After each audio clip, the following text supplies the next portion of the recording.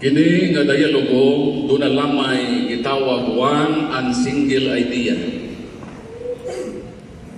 Kung asa ba sa duha ang tinuod nga gitukod ni Kristo, ang Roman Catholic Church o Seventh-day Adventist Church?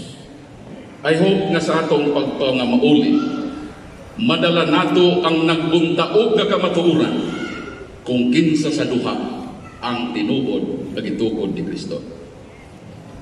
Ako munang basahon ang mismong basahon sa Seventh-day Adventist Church. Ang Ministry Magazine, Volume 1, Numero 12, Disyembre 1928, Pahina 29.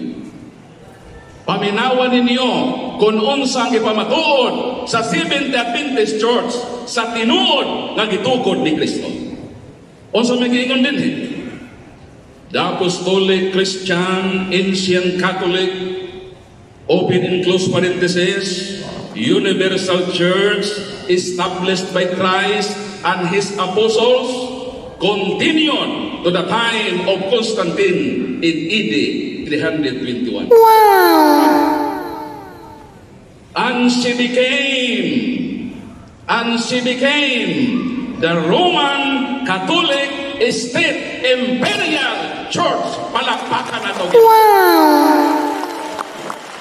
Mismo ang akong kaatbang mipamatuod ng gitukod ni Kristo o sa iyang mga apostoles, she became the Roman Catholic Church.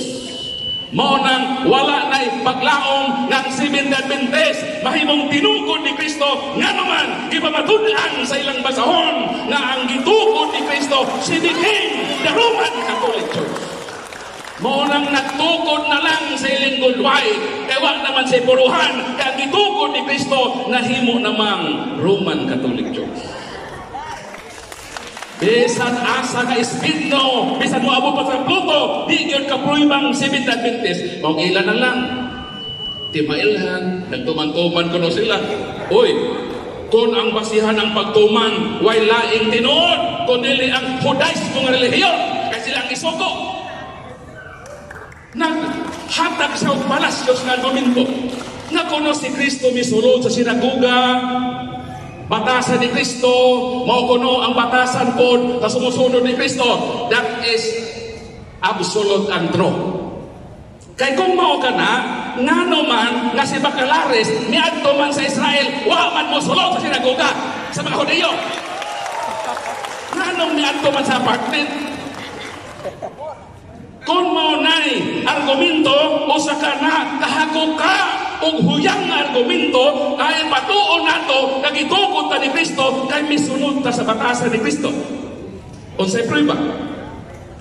Dinhi sa Lucas kapitulo, basahon nato. Nawag yun magkatunong sa argumento kining ato papinanggan. San Lucas